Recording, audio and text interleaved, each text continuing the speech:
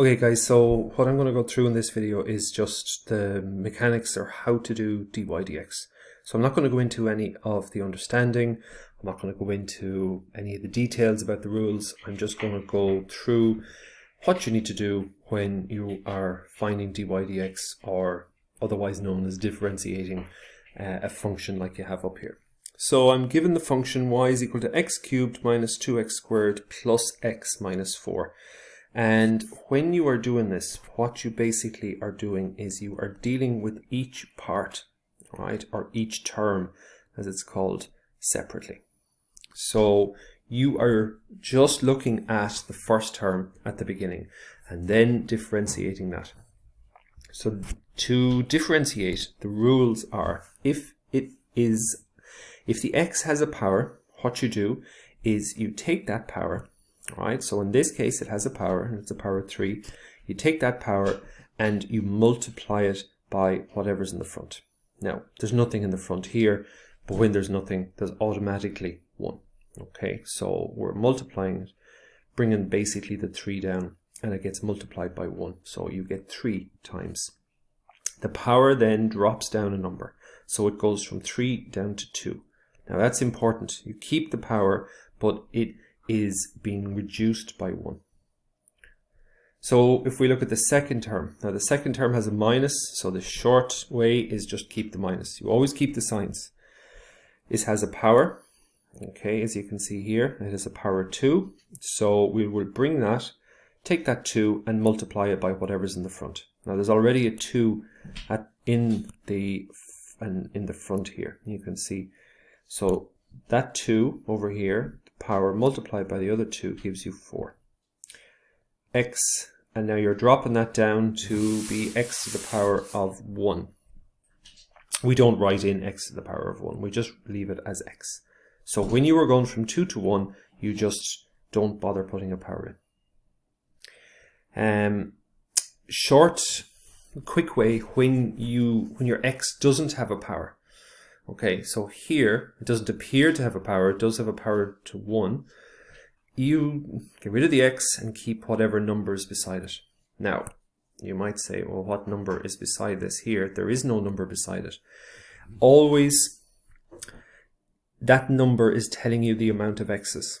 There is no number there, but what that means is that there is 1 x here. So this is plus x. Now, in the same way that if you're asking somebody to pass you a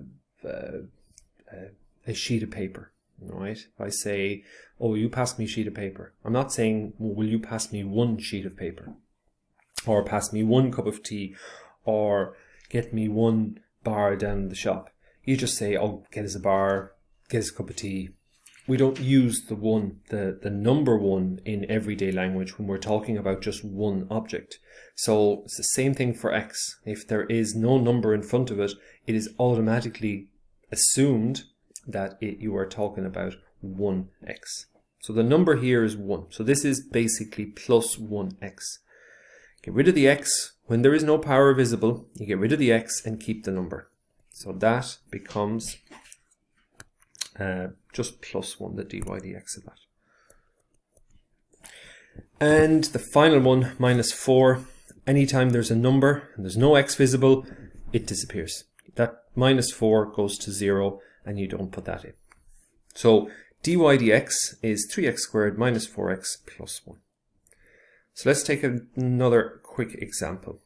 2x to the power of 4 minus 3x to the power of 2 minus x minus 10. So start here with dy dx. Each term individually. So the first term, the power is x to the power of 4. So we take the 4 and we multiply that by the number that's already in the front. So 4 multiplied by 2, that gives you 8. X, and that power goes down by 1, so it goes from x to the power of 4 to x to the power of 3. So dy dx of 2x to the power of 4 is 8x to the power of 3. The next one, there's a minus there, put the minus straight in. Power of 2 bring that down. That number 2 gets multiplied by this number 3 in front, and you get 6. X to the power of 2 becomes x to the power of 1, which we just write as x. And again, we have x on its own here. There is no power, so we keep the number, and that is minus 1. Okay, so again, you're bringing down the sign. You always keep the sign.